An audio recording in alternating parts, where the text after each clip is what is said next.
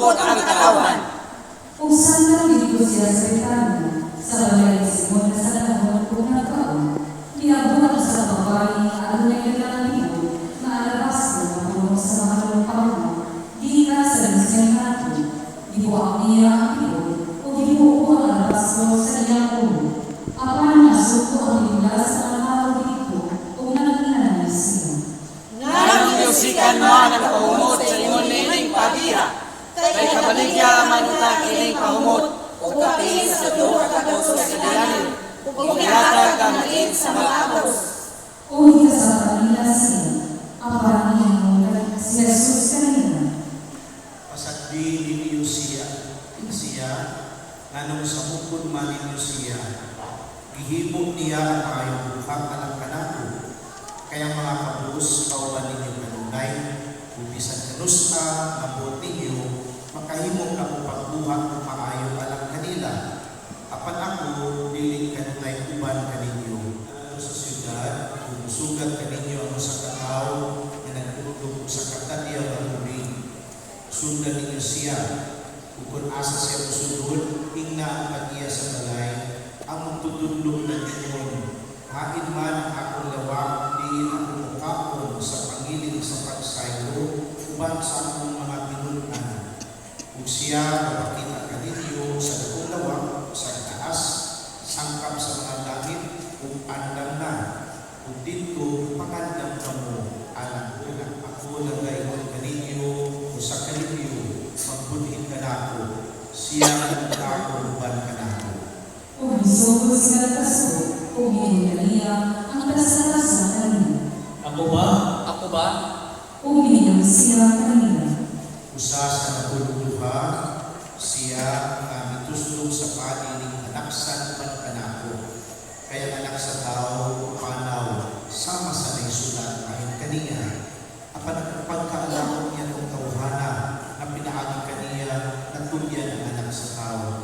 Labing maayong pahingian ng tauhana na walang siya ng kini bawat ang akong lawas.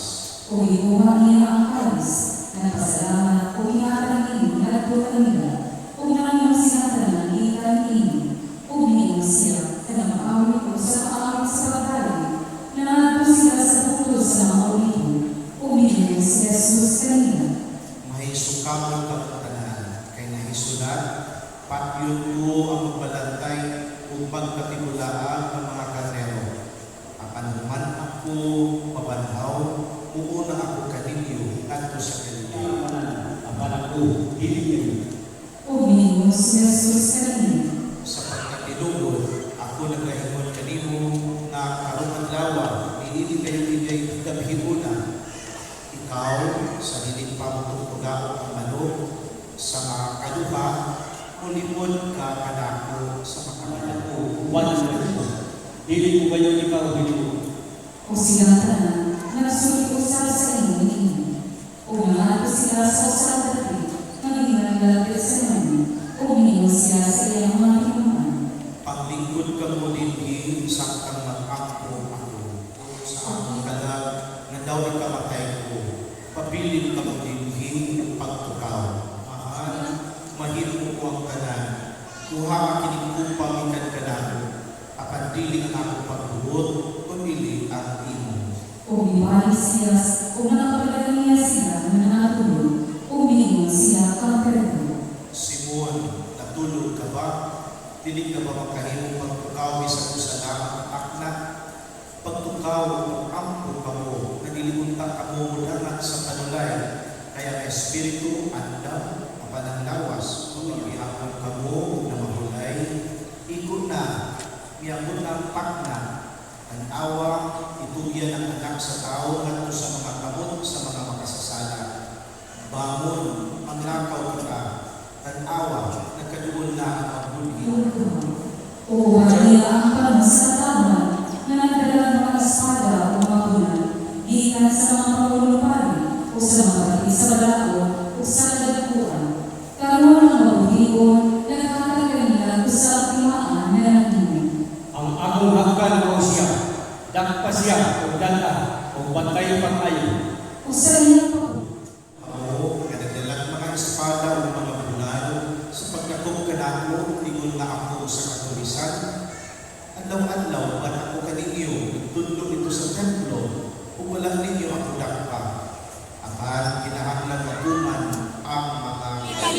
tingod. Akong gupon kining temploha nga ginama sa kamot. Ug sulod sa tulo ka adlaw, magtukod ako lain nga dili ginama sa kamot. Kabay katubag sa sumbo magipasaka ni ining mga tawhana batok kanimo. Apan, naghinulang siya o wala ang tuwa. Nangulan ang usapan na mapapali kanina o minimum. Ikaw ba ang Kristo, ang anak sa dalaygon nga Dios? O minimum si Jesus. Ako mao kung makita ninyo ang anak sa tao nga maglingkod sa tuong kamot sa mga nagkahon ug maabot uban sa mga pangalos sa natin. At mga saksi, nakadungog kamo sa kasipala, unsa may inyong una-una. O binuto siya tanan, naangay siya sa inyo sa amahan.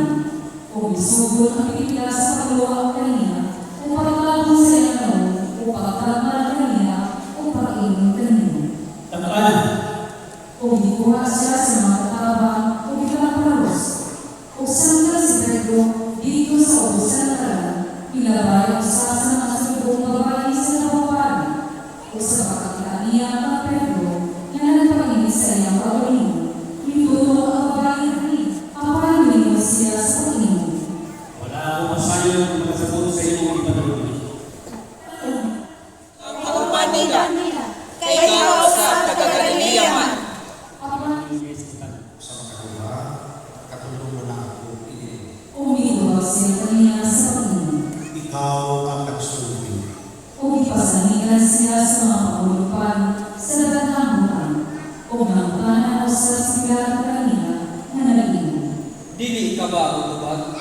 Tanawa, pagkadaghan sa ilang ipasangil kanimo, ang hari sa mga Hudeo. Kaya sa Sunod ninyong akong buhaton, kaniya nga inyong gitawag nga hari sa mga Hudeo. Sa iyang nabuhat, aparang isang siya pagsino.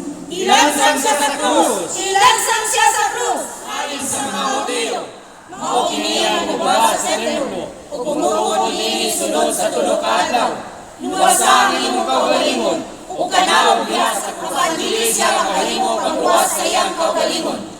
Pakanauga karon diha sa krus ang Mesiyas, ang hari sa Israel. Aron makita namo ug manuo kami. Uri dama sa pagkanin. Nasa araw pa.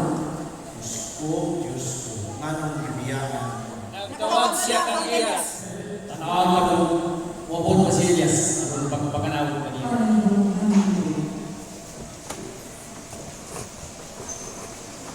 Naglikas sa duwa ang tabig sa templo, gikan sa taas ngadto sa obos. Sa pagkakita sa sentoryo, nga nagkaroon sa iyang atubangan, nga sa imong minini siya na nabutuan sa iyang mininghawa, minimum siya. Tinuloy yung ikinigtawan, mao ang anak sa Diyos. O kadunay mga babae sa mga naglantaw sa halayo, uban kanina si Maria Magdalena o si Maria ang inaani sa Santiago, ang Mahmud o ni Jose o si Salome. Mga kini sila ang nagsunod o nag-alagad kaniya, samtang dito pa siya sa Galilea. O daghan pa ba mga babae nga nikuyog kaniya sa Jerusalem. O pagkabot sa tagapingo, sangit adlaw man kadto sa pagpamanda, nga mao ang adlaw sa tingin pa ang adlaw ng pagpapagunay, miagwat si Jose nga taga-Arimatea, usa ka tinamod nga sakop sa labang humana. Siya usa nagpaabot sa gingharian sa Dios. Nangangasiya pag-adto kang Pilato, ug nangayo sa lawas ni Jesus. Ug nagpalantong si Pilato kung patay na baliay si Jesus. Ug gitawag niya ang senturyon, ug ipangutana siya kung dugay na ba namatay si Jesus. Ug sa pagkasayo niya gikan sa senturyon, mitubod siya nga itugyan ang lawas ngadto ka Jose. Ug sa nakapalit na siya o panangtong ganini, ikuha niya ang lawas ug iputos niya kini sa panangtong ganini, ug ipakiguna sa lunganan nga bago pang ginungag sa dalawang bato. Ug gidigid niya ang usa ka bato dibig sa puntahan sa lunganan. Ug si Maria Magdalena o si Maria nga inahan ni Jose nagtanaw tingin siya, Ginoo, dahil ikaw o Kristo.